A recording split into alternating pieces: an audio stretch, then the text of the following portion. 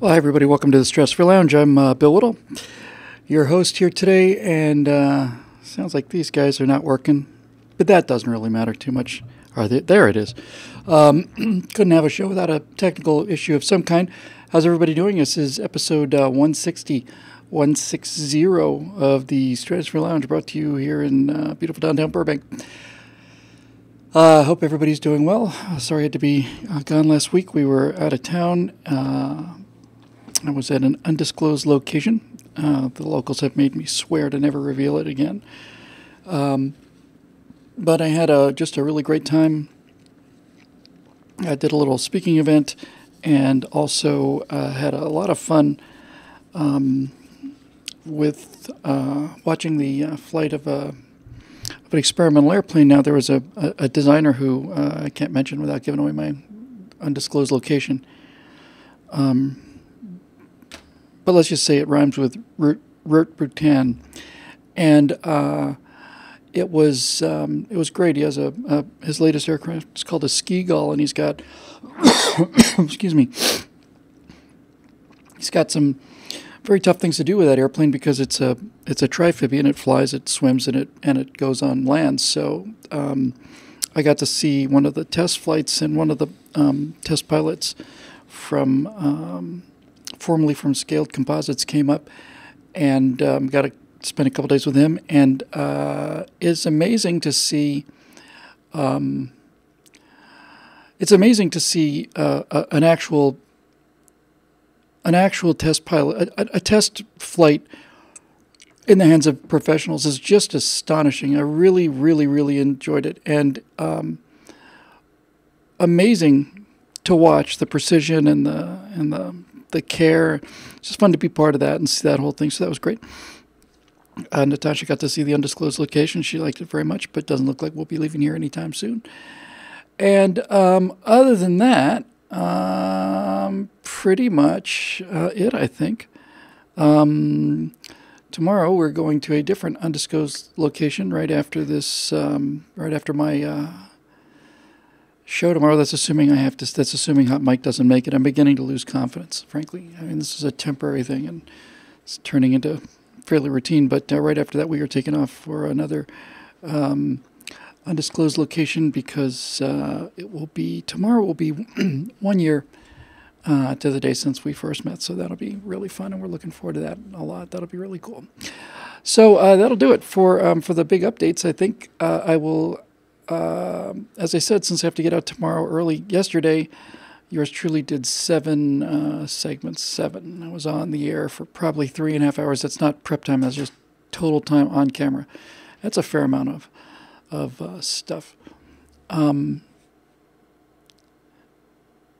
So I'm just looking for the questions for the Stratosphere Lounge because we're going to do the top 3 show today. It was either a short one or nothing, and I know everybody would much rather, get something routinely than these 4-hour episodes.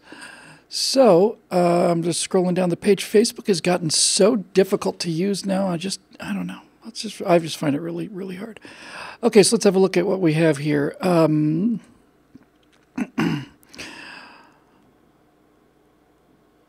Well, I'm going to do it by number of thumbs up, likes, and looks like there's 1-7 as I'm looking at this now, 1-6, and a bunch of 5s. I'll do one of the 5s. I'll do the first one that I can find. Again, the comments used to make sense too. Here's what people said and when they said it. Now it's like, here's the order of your comments in terms of approval times entry period versus, over popularity. I can't make any sense out of it at all. So it looks like the 7 goes to Joanna Hunt, who asks, Since terrorists are motivated by their faith, what do you think about the moral case for not just coating our ammo with bacon grease, but filming and promoting that we are doing so? This may sound silly on the surface, but terrorists don't fear death. It means to achieve their heaven. If we promise to not just kill them, but condemn them too, Could this be an answer to containing the spread of terrorist ideology? We might not be in a religious war, but they sure are. Well said. Yeah, I talked about this before a few times, obviously. And the whole point, Joanna, is if they don't know about it, it has no effect. They have to know about it. They have to be keenly aware of it. And furthermore, it has to be so publicized that it can't be hidden from them by their superiors, who are pretty much, okay, Ahmed, go strap on this suicide vest and good luck up there. Yeah, it definitely does need to be spread, and it needs to be popularized. We live in a world, and I mean this, we live in a world where we would rather die than be offensive. And you really can make that case pretty strongly in a number of cases. I remember the San Bernardino shooter. Basically, there was somebody who said, no, the guy was real suspicious and we didn't like the looks of it. And we saw this guy walking out a bunch of times and so on, but we didn't say anything because we didn't want to be called racist.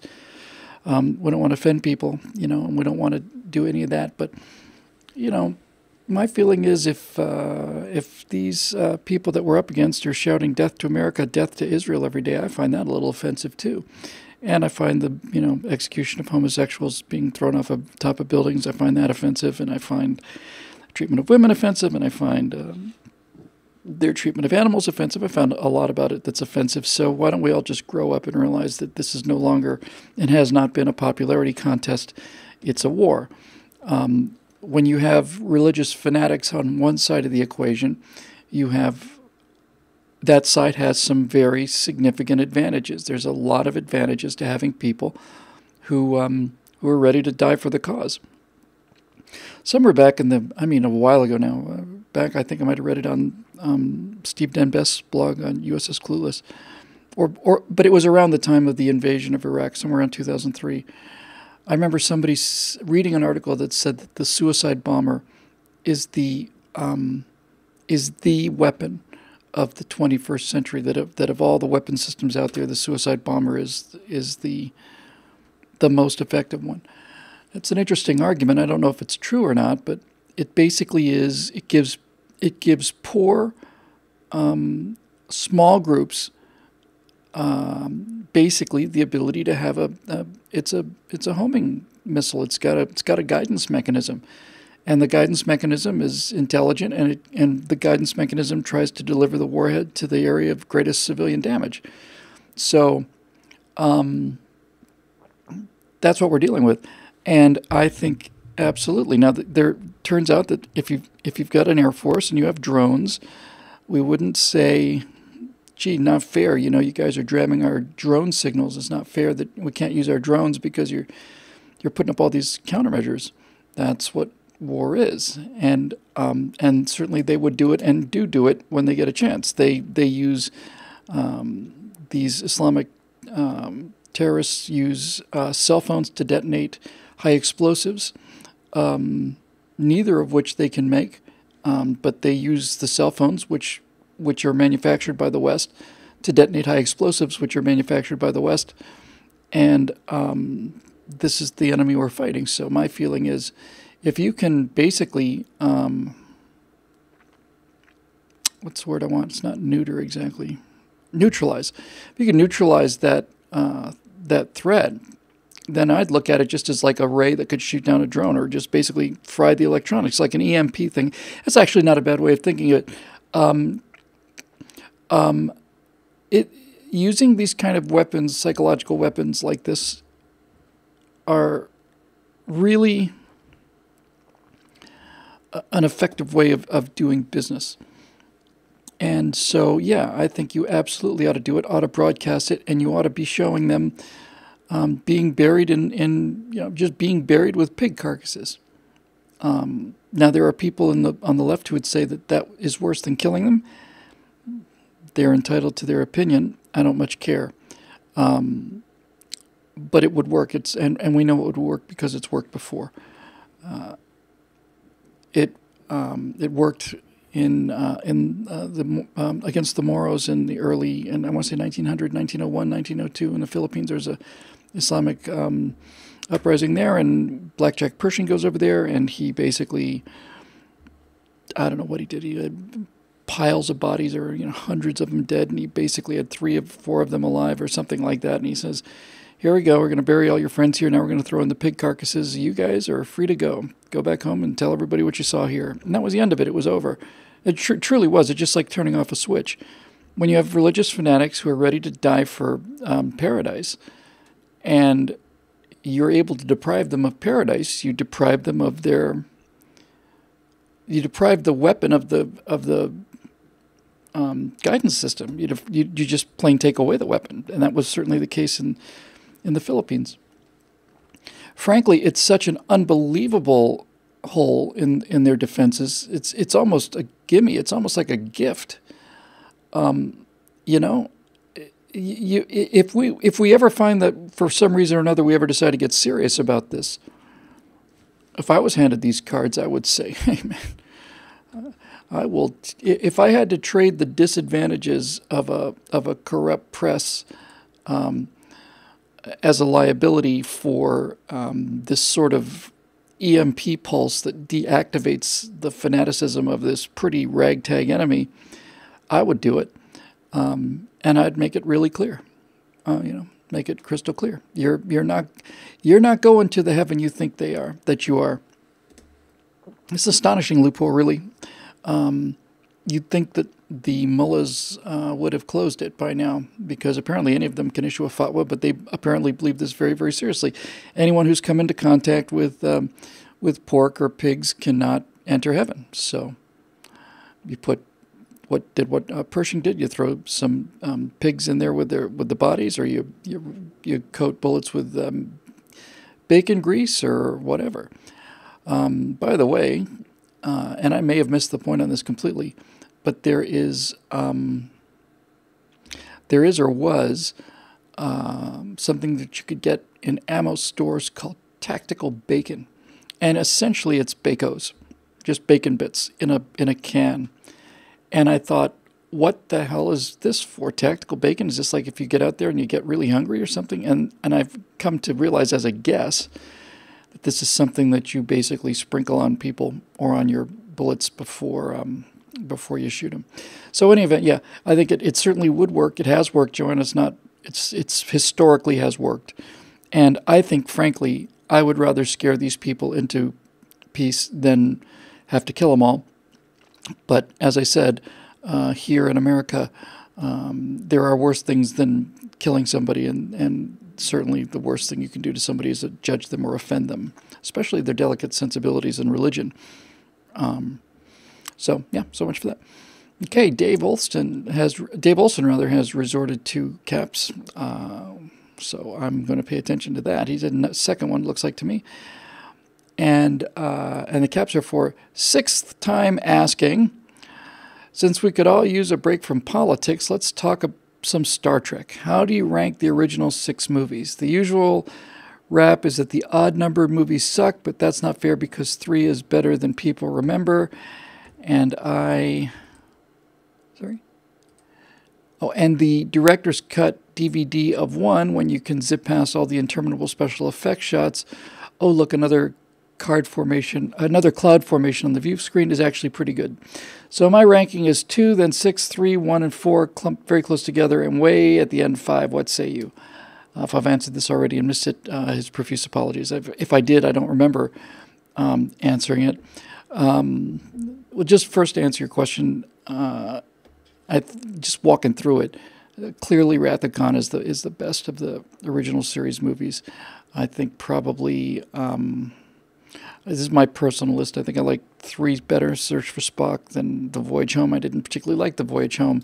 And the reason I didn't like The Voyage Home was because it reminds me of all the times I was disappointed watching either Star Trek or The Wonderful World of Disney, or, anytime I was watching something that was supposed to be set in the future and it was set in the past, I didn't know why they did it, but they did it. Now I realize they did it to save budget. But whenever, like on City on the Edge of Forever, which is in fact a great script, probably the best episode, and I grew to appreciate that a lot more as I got older. But you see a Star Trek episode especially when you're young, and everybody's in the 1930s or whatever, and it's like not what I had in mind. So visiting San Francisco in the late 70s, early 80s, or whatever it was, I just didn't like it much. I just didn't. So I guess I liked Con first, 3-second search response. I think I probably liked the final one, number 6, third. I liked the original one, fourth. What am I missing? I like 4, Voyage Home, fifth, and then Everybody Hates The Final Frontier. Everybody hates it because it's just unbearable. The reason I mean, it's a pretty inside baseball question, and it's just answered. So rather than giving you a 26-minute show today, I'll just elaborate on something I think is somewhat interesting, and that is, I'll put it up tomorrow or the next day. I finally got a chance to do interview. I interviewed Dave Rubin on After Hours for members only, but yesterday I went over to Dave's studio and he interviewed me for about an hour and a half, almost an hour 20, hour 15, something like that. The first half of that interview's up. Dave Rubin is a really fair guy, real decent guy. I just really, really loved the interview. If you're a Strata lounger, you probably heard all of this before and almost in the same words. But there were things that I hadn't really touched on before. And I just thought it was a superb conversation. I was very happy with it. I thought I liked the look of everything. It was great. So hopefully I'd like to get better cameras in here, and I suspect that'll be the case moving forward with the NRA shows. But Dave is a big Star Wars guy, and I sat there thinking, if I had been born later, 10, 15 years later, would I have been a Star Wars guy or would I have stayed a Star Trek guy? And I kind of think I still think I would stay a Star Trek guy because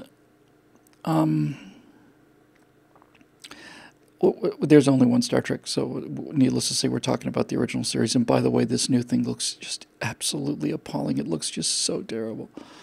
I don't know. Maybe I'm wrong, but it just looks like here comes your lesson for the day. We've got an elderly, got a middle-aged Asian woman, but we also have a young black woman. These are our heroes for the thing, and I have no doubt that in the future these people will exist, but I also have no doubt that so much of this is just simply showing us, how we should feel about things. I don't know. I suspect just from looking at it, I think it's going to crater, but I may be wrong. Maybe I'm wrong, and I've certainly been wrong in the past, although God knows I can't remember when. But I suspect that Discovery is just going to be. It just looks to me like here's your lesson for the day in political correctness. Maybe I'll be wrong. I doubt it. It to me is the same kind of thing with Ghostbusters when they redid the Ghostbusters with women, and they're saying basically, I mean, they were saying it in the movie, and they were essentially the producers were saying out loud as well. Women can be scientists and adventurers and stuff too, and that's true, but it's not where the numbers are, I mean, and Ghostbusters was a boys' movie. It was not just for boys or for males to watch, but the antics are very male, and as we found out, those kind of relationships just don't seem to work out quite as well. These adventurous kind of things with women, they start trying to turn adventure movies into Sex and the City for humor, and I just think it falls right in the middle and just plain dies. But this new Star Trek strikes me the same way. So when I say Star Trek, I mean the original one. The thing that was most impressive to me about it was I just loved the sense of newness. I don't mean newness in terms of like the effects on the show or newness and it was just science fiction on TV. I like the fact that internal to their own universe, everything was new. No one had been there before. No man has gone before. I just don't see. I haven't seen that in anything since then, at all. And to me, that was the whole show. You'd see the the cold open prior to the credits, and you'd be someplace, and you had a 2-minute hook or something like that. And there's either some new monster, or there's some new civilization, there's some new spaceship, there's some new aliens. There's something new, and you don't know what it is, and they put the hook in you, and then they go ding dong, ding, ding. You get that little opening theme, and it's like, wow, what are we going to do today? The idea that the whole purpose for me of Star Trek was that even growing up, the world has been mapped and discovered. There's no place on the earth that we don't know about. I'm sure you could get lost in the Amazon if you tried hard enough, but certainly if you weren't trying to get lost, you had an ELT locator, emergency locator transmitter or something, or needless to say, a satellite phone or anything else like that. You could be found at pretty much any time. And whether you want to get lost or not, the fact is there are no new things here to discover with our own eyes. People say the bottom of the ocean, okay, but mud is mud and visibility is a foot.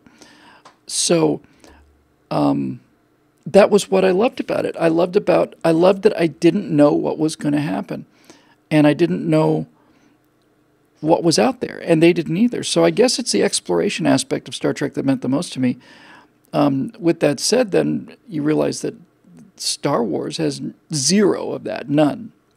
There's no exploration. There's no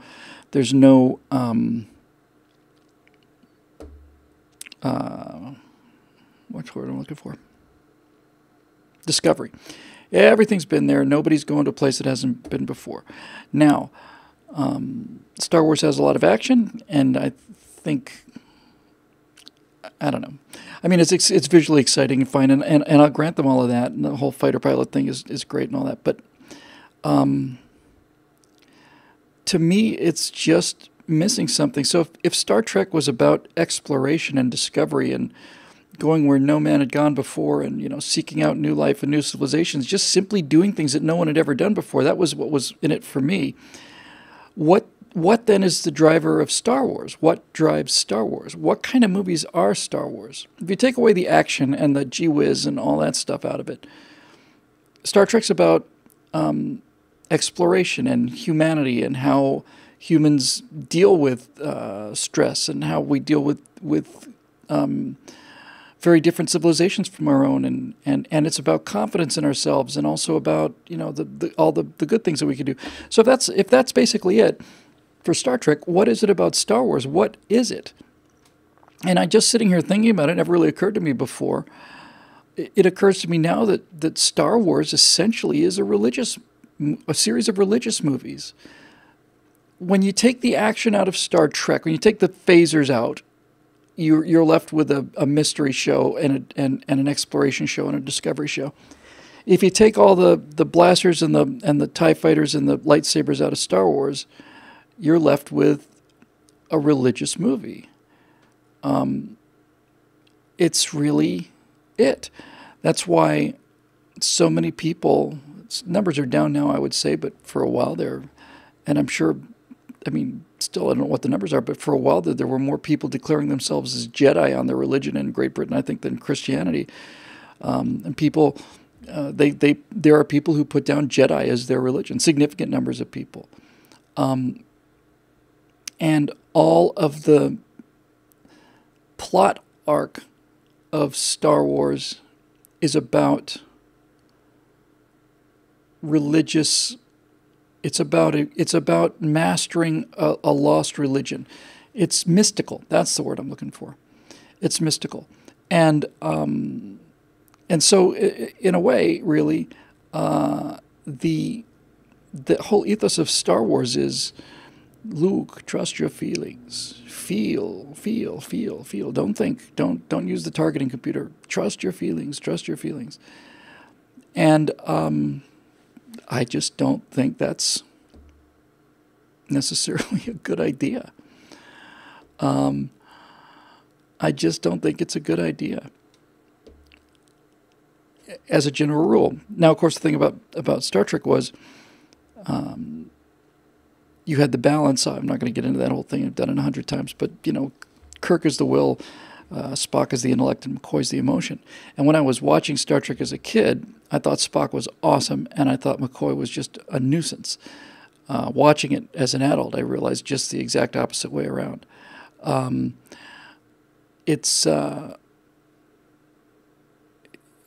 is he's, to me, he's everything. And not to get too heavy with this, I guess, but McCoy in the original series, McCoy's the guy who's fighting for Charlie Gard, right? I mean, McCoy's the humanity. Spock is the guy who's basically saying that the risk and reward benefit doesn't add up, and there's no need to be emotional about this. Logic says that this kid's gonna die because we don't want him embarrassing us. He was basically sentenced to death because they didn't want him embarrassing the national health system. But McCoy really was in many ways the conscience of it, and he just simply said, damn it, Jim, we're not animals. So if you take Star Wars as a religious film, a series of religious films, what really is the religion? And I'm going to exclude the midichlorians thing because, needless to say, because of Spock's brain. But what is the message of Star Wars? It's feel, don't think. It's a sense of there's a sense of elitism and aristocracy that runs through Star Wars in a way that's different than things like Arthur or Return of the King or something like that. Yeah, that's actually kind of an interesting point now that I think about it. I made the case before that the story of the journey of the hero, the story of the wandering hero, basically is you have a farmhand or a guy who's working on water reclamation, or he's a squire, or he's a country boy raised out in Iowa or whatever. And so you start out with a person who doesn't know his own identity, and that's Aragorn, and it's Clark Kent, and it's Arthur, and it's Luke Skywalker. And we find out later that they have, in fact, been, not only don't they know their own story, but they've been hidden away. And they meet an elderly mage. There's a wise man. All of them meet a wise man, whether it's Clark Kent's dad or whether it's Obi-Wan Kenobi or Gandalf. And they also meet rogues, and they go on this journey, and they save the girl, and and the universe and all the rest of it. But only in Star Wars, I think, only Star Wars has the exclusionary quality of it. In other words, you're either strong with the Force or you're not. Aragorn was I want to say the 37th descendant of Isildur, who cut the ring off of Sauron and then caused the whole chain of events to follow because of his failure, his moral failure after he did that by keeping the ring. But there was nothing about Aragorn that was magic, and there was nothing about Aragorn that was inaccessible in terms of, you're just locked out of doing that. Arthur was, blessed by God, obviously. He pulled the sword out of the stone, but he didn't have magical powers. And Superman has so many magical powers that there's no hope of attaining it. But I think on some level, most of these people who are Star Wars fans, they all get dressed up as Jedi and they do their lightsaber thing, which is so embarrassing and just humiliating for grown adults do that when,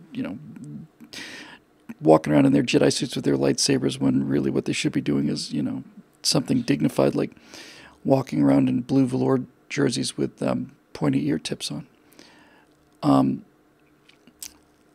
But when you get right down to it, Star Wars is extremely aristocratic and it's exclusionary. The Force is strong with you, or it's not. Bone Canoe just said Han Solo didn't have any powers. No, he didn't have any powers, and look what happened to him. What happened to Han Solo? Han Solo was a dashing young guy, and then when we meet him again, he's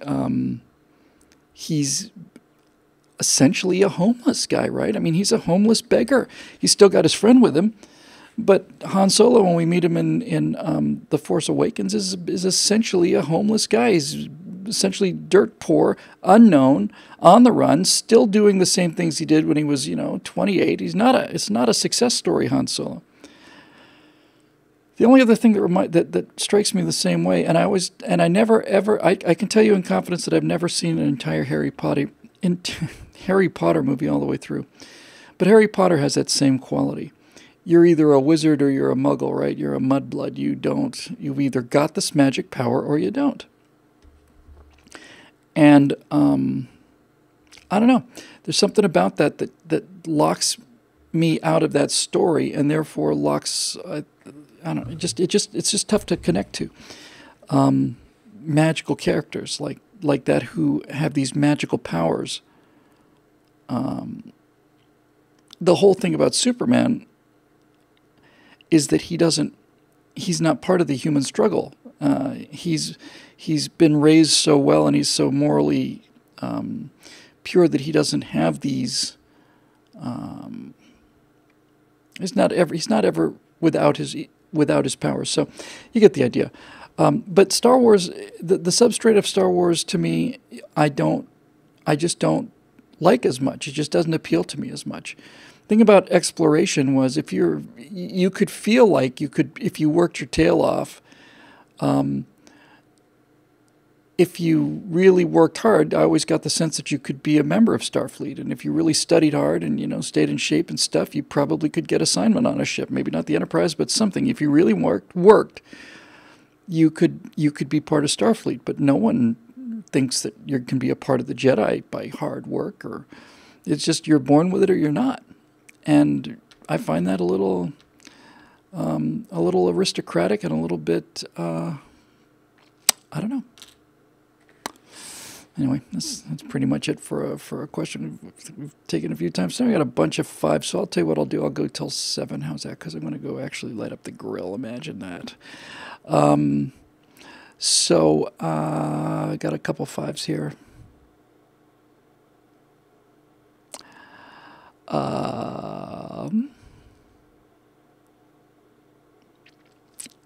Let's go with Merlin Wendibo.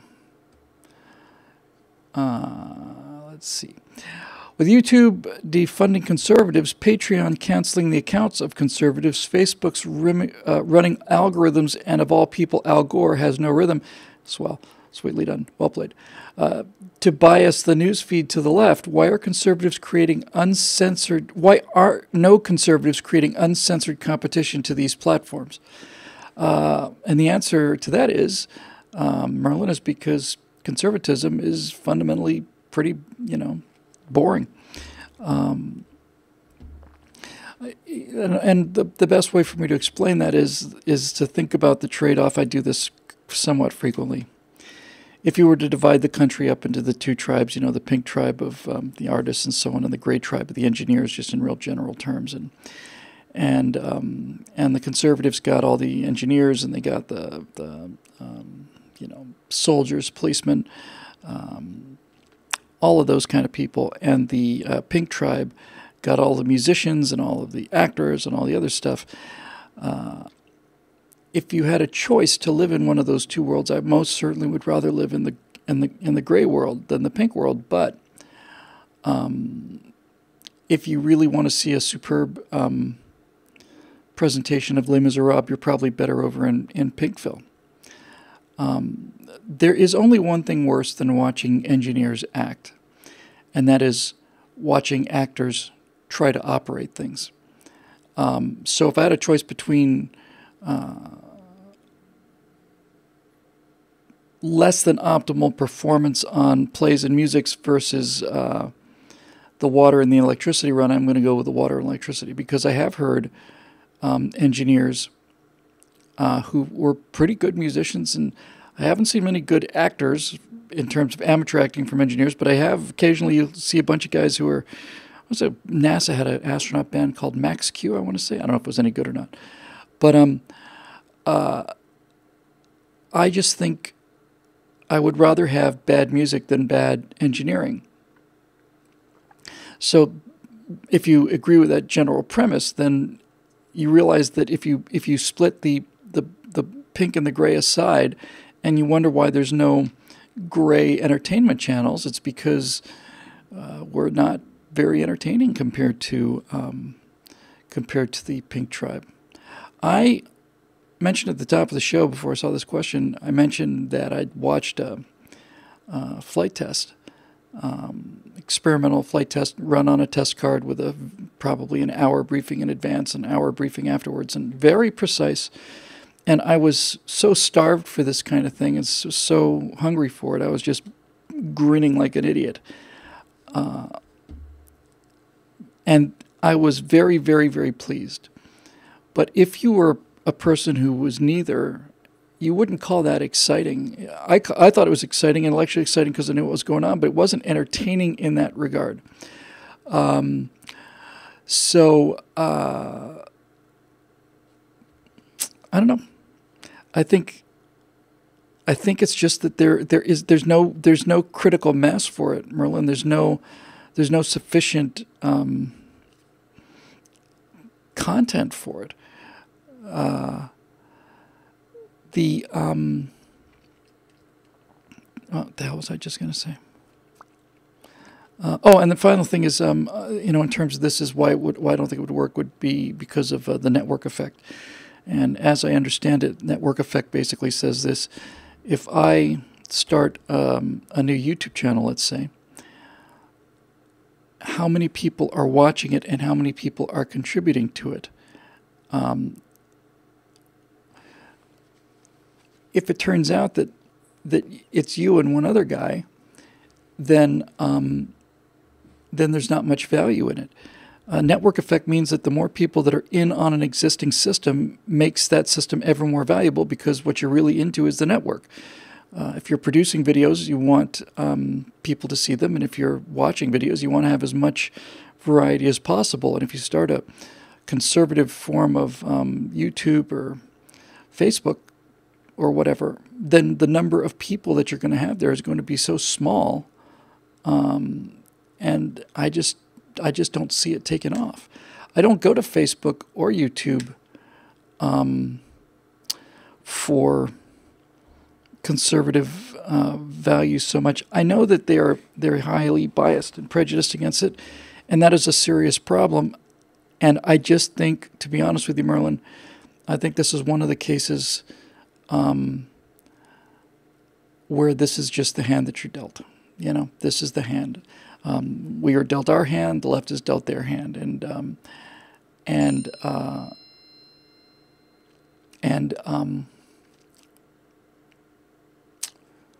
you just have to play those cards. Sorry, I'm just going to text.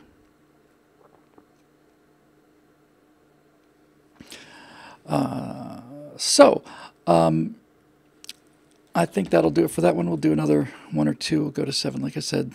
Let's see here. Randy Schnickel. Schnickel? I'm sorry, Randy. Forgive me. One of those, I feel. How come most conservative voices don't argue this reason why there was not a party switch? For those of you, let me finish the question. I'll come back. The NRA was founded by Republicans. Therefore, if there was a party switch, as the Democrats charge, why is the present-day Democratic Party against the NRA and for gun control? Good argument. One of many good arguments. The party switch idea is what the Democrats use to get away from their own history. All of their tracks and all of their errors and all of their murders and all of their oppression and all of their just plain failure cannot ever be talked about, because then people start asking questions. So it has to be buried or explained away. The Republican Party was founded to stop slavery in America. They were, for the first 4 or 5 years of the party, they were called the Black Republicans for their sympathy towards slaves in the South. People talk about the Confederacy and slavery, and all of these liberals are hyperventilating about the Confederate flag and so on, when in point of fact, the Confederacy was nothing more or less than the Democratic Party. The Democratic Party lost the election to Abraham Lincoln. The slaveholders were all Democrats, and so the Democratic Party left the Union and became the Confederacy. Not all of them, but not all of them. Let me see if I get this right.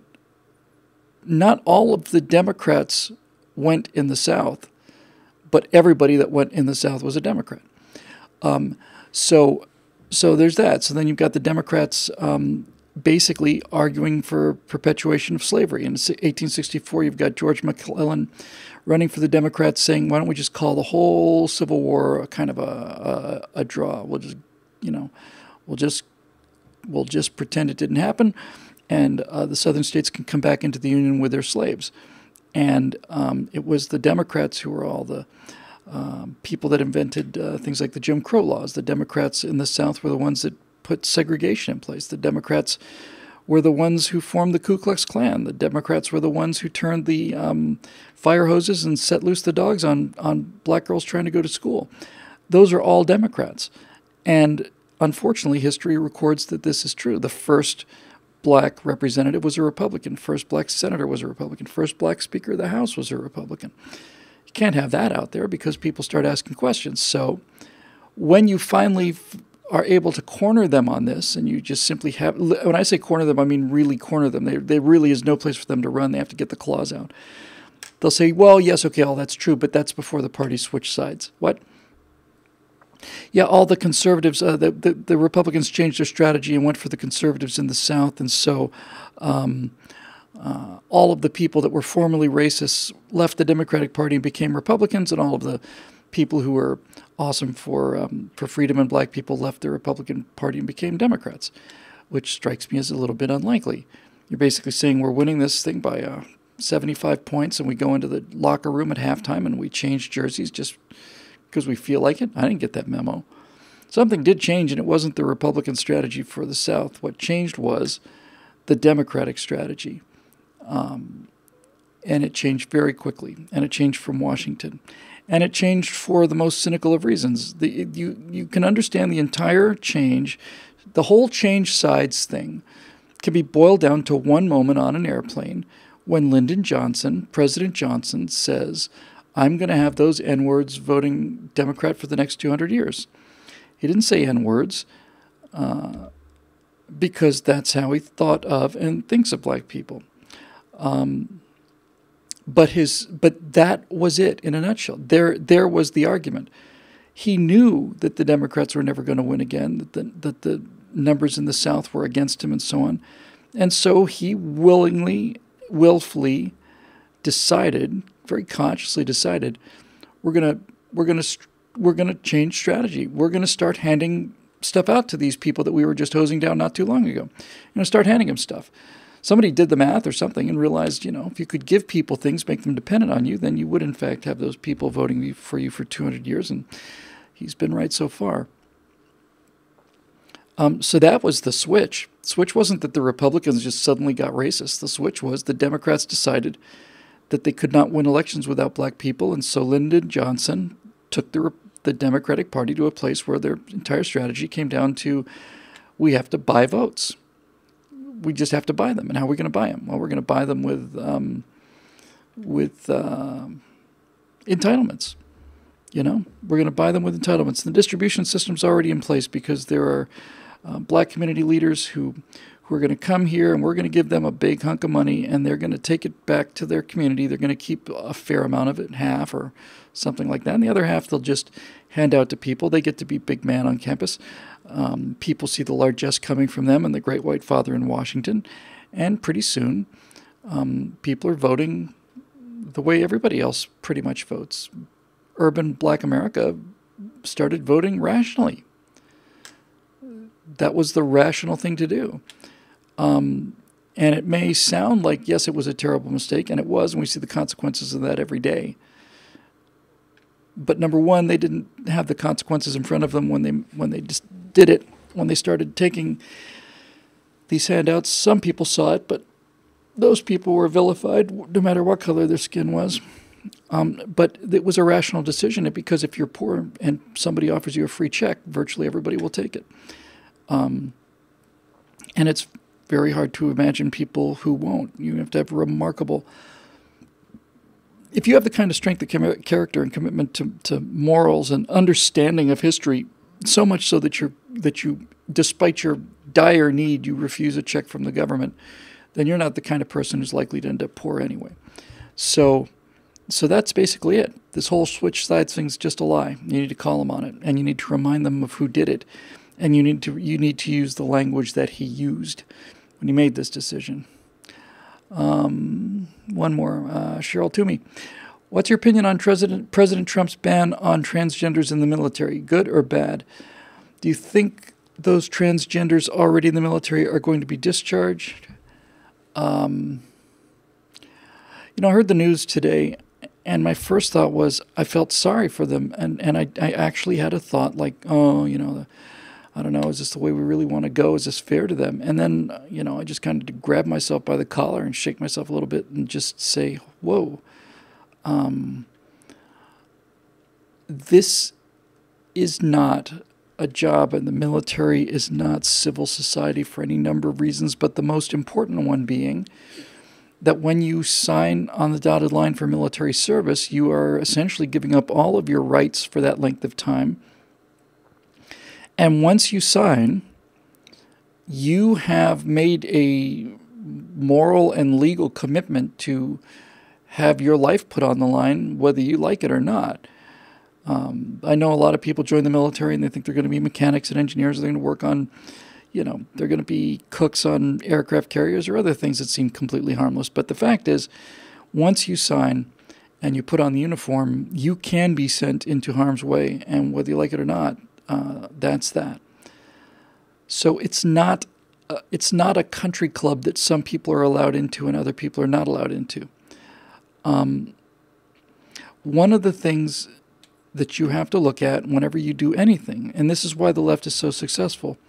This is why the left will tell you that California is the richest state in the nation run by Democrats, when in point of fact it's the poorest state in the nation.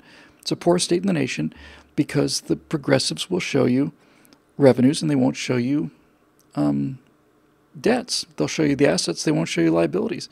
By any bookkeeping measure, California is the poorest state in the union, but you wouldn't hear that from them.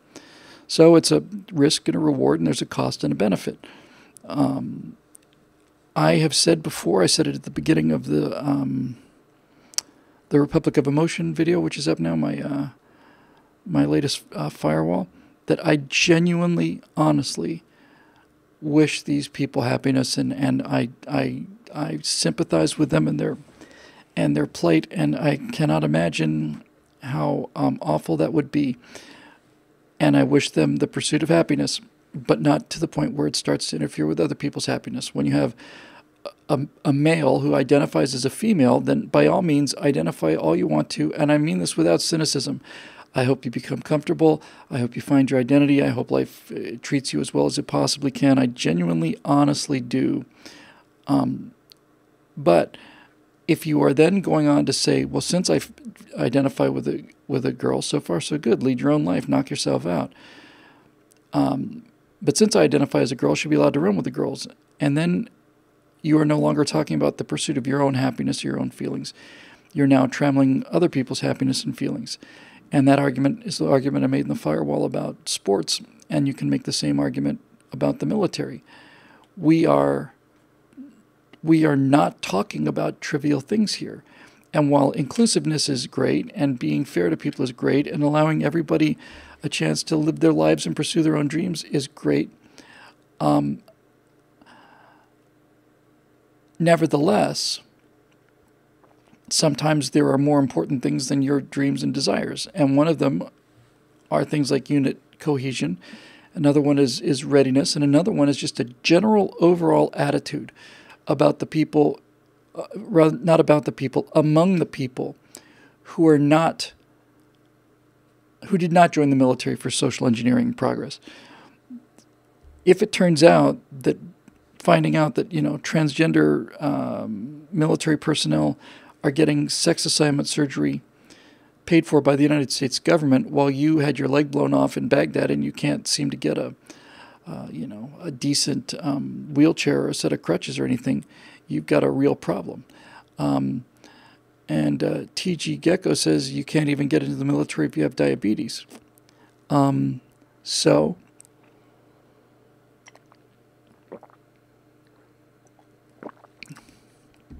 I think it's probably a good idea on balance. I don't think that there's a tremendous amount of harm caused by, as a general rule, by transgender people in the military. I think there would be quite a bit of harm if they were in front rank fighting units. But in any event, having a person who's born female acting as a male who's a staff officer someplace, I don't see how that particularly causes us a great deal of harm. But that's not the issue, I don't think. I think the issue is not whether or not transgendered people or gays can function in the military. I think the issue is the military going to become a politically correct weapon for social justice? And the answer to that is no. And if you don't like it, then have a conversation, with somebody who failed the vision test for the Air Force Academy, or somebody who failed the endurance test to become a SEAL, or have a conversation with any of those people. You don't like it, and it may not. You don't like it if you fail the vision test. You don't like it if you fail the endurance test for SEALs. But if you have any integrity whatsoever, you understand that that's not the fault of the vision test. It's, that's not, that test didn't conspire to deprive me of my, my dreams. And likewise, if you sign up for BUDS, for pre-SEAL training, and you find yourself in the Pacific Ocean holding a, gigantic log in the surf and shivering to death, basically going into hypothermia, and you find yourself there and there's 25 other guys there and they're shivering too, and you decide you simply can't take any more of it, well, there's no shame in that. There's no shame in it whatsoever. You tried and you gave it your best. It's admirable. But it's not the other guy's faults. And they shouldn't have to get out of that cold water just because it's time for you to get out of the cold water.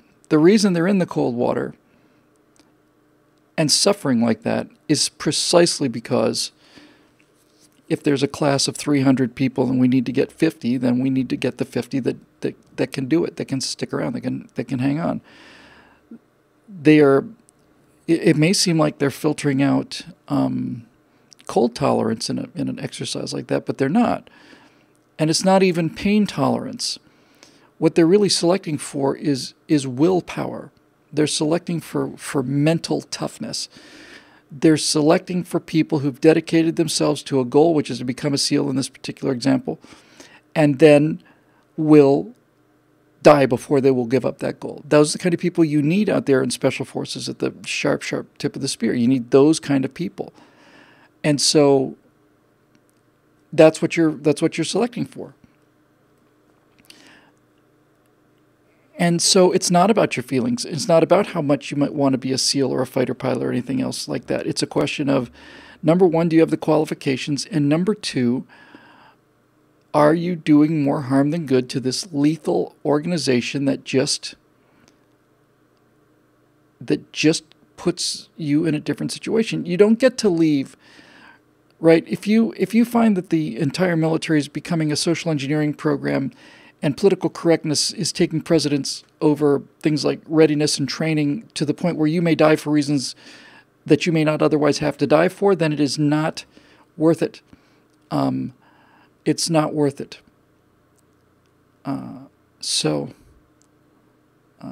Viper Check says it's not about them. It's not about them. It's not about me. I wanted to be there. I couldn't do it. That's not the Air Force's fault. It's not the Academy's fault, not the iChart's fault. And it's not my fault. It's just reality. And I was talking with Dave Rubin about this in his interview over in his studio. This to me is the fundamental. This is the fundamental difference between liberals and conservatives. You conservatives are adults in that they may not like, but they certainly accept the idea that things happen that you don't want, and there's nothing you can do about it. And furthermore, there's nothing you should do about it. You don't have a right to play in the NBA. That's not a right that's given to you. As we get more and more, as we become more prosperous, more safe, more secure, more everything, what we think is the floor of survival gets higher and higher and higher.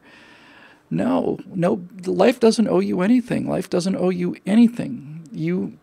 You have to work very hard at it, and if you choose something that is that difficult and that exclusive, then be prepared to be disappointed. And that's, I think that's really it.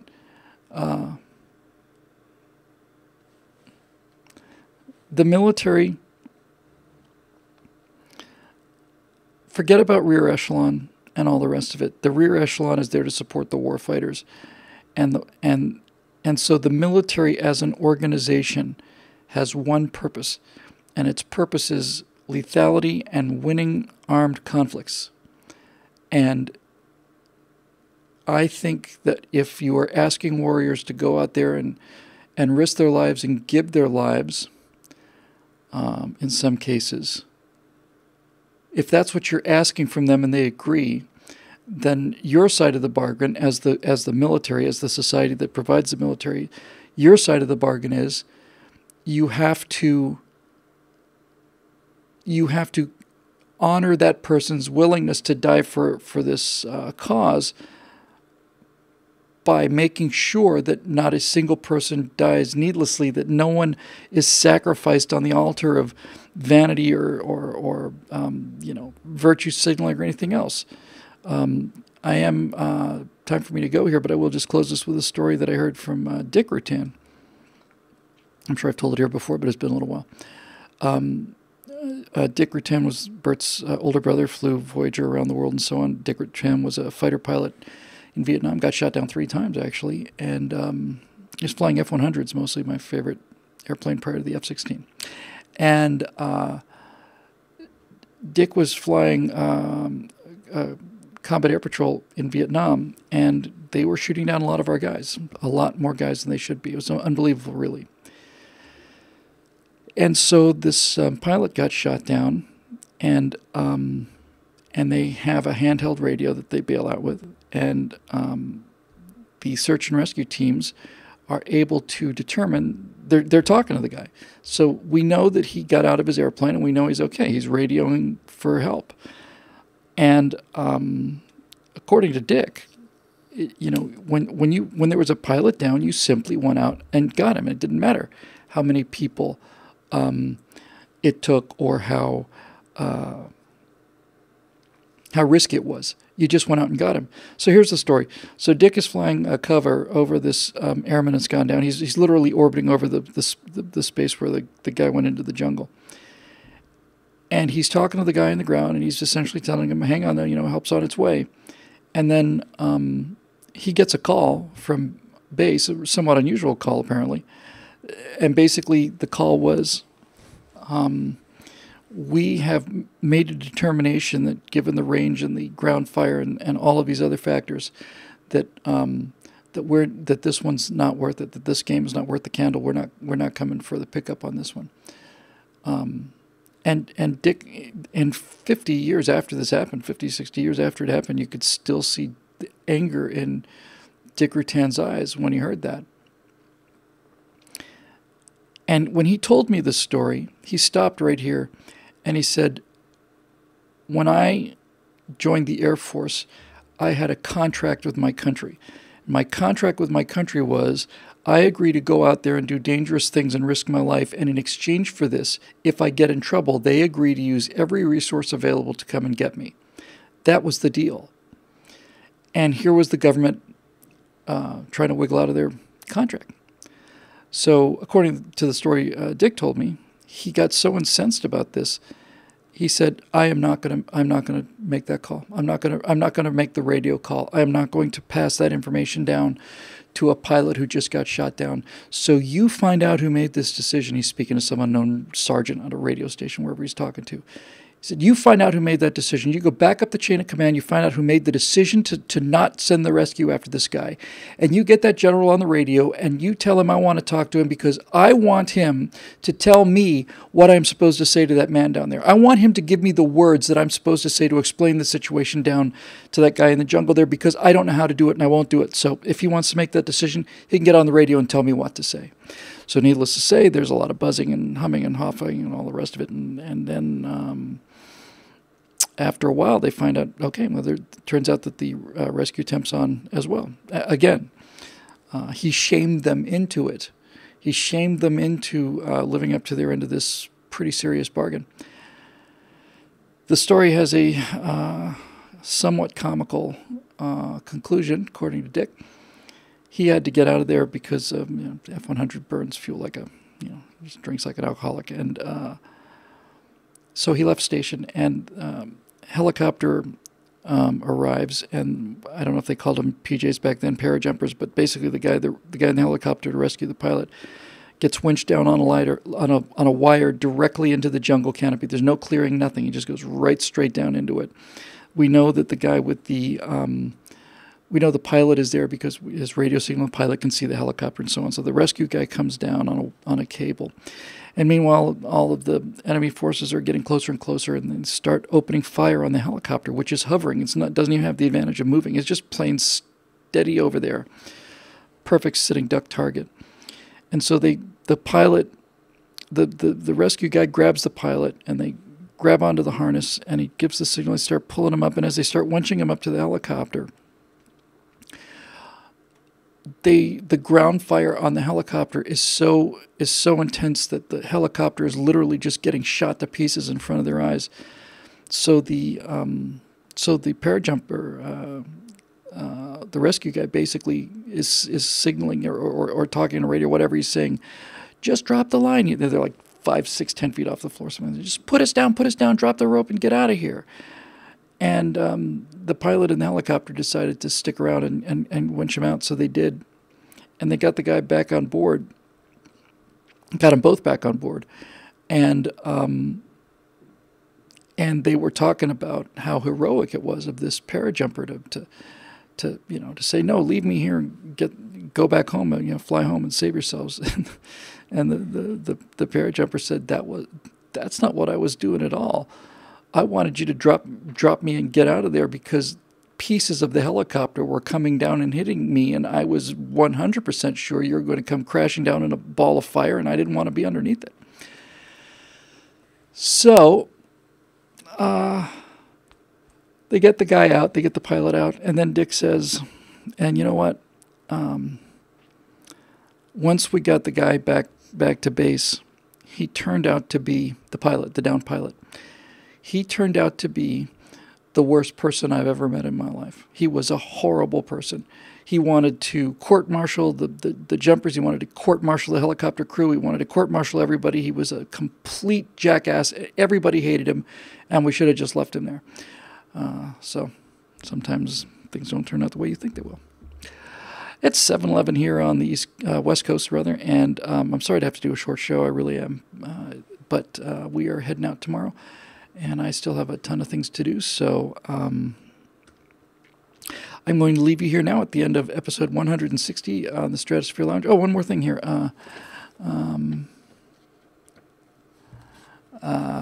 This is probably enough for a freeze frame of somebody to eat. Yeah, that's my mailing address. I'm not too worried about that. This is a pink slip. It's a title for an automobile. My 2012 Camaro, the first new car I ever owned in my life. I got paid off at the beginning of this month, and it's mine, and I own it. And I didn't know if I was going to get into that car because I've had credit problems for quite a long period of my life. But this car I wanted very much, and when I got the loan, I just made a very, very serious promise to myself that this one I was going to do right, and I made every payment in advance, several days in advance, 5, 6 days before they were due, 60 of them, and it felt really good, and it did quite a bit to help my credit rating as well. So that was a nice feeling. I don't have any desire to get another car. I'm gonna do one more monthly payment. Even though it's already paid, I'm going to take the amount of the monthly payment and get the car basically cosmetically back to new. There's some scratches on the plastic bumpers, and I think I'll get those taken out. So do that, run it down to the car wash, get it waxed and detailed. It should look really essentially the way it looked when I drove it off the lot, because I've kept it in pretty good shape. And that's something I'm proud of, because it's not something that historically I've been particularly good at, but yeah, I really wanted this, so there we go. Okay, I ordered a bunch of stuff for spacesuits today. Just earlier today, I spent not a ton of money, but some money on this spacesuit live-action thing for the Star Citizen thing. It turns out there's a video game that does that mixed actual live actors into the CG game, and I'm still working on that. If you're one of those people who sent a Star Citizen thing, I still have not responded to those letters. We're waiting for the version of the game to open, and I will be sending that letter hopefully tonight or tomorrow or sometime very soon if I can do it before I go. If not, as soon as I get back. But yeah, that'll do it. So I'm heading home, and hope all of you guys have a great night. Thanks very much for the support. Thanks especially for the paying members who allowed me to, buy my first new car and make sure it got paid for, and now I own it. So that's a lovely feeling. And I assume we will be back next Wednesday night for 161. So until then, good night, everybody. Thanks very much for the support and for joining us, and we will see you next time.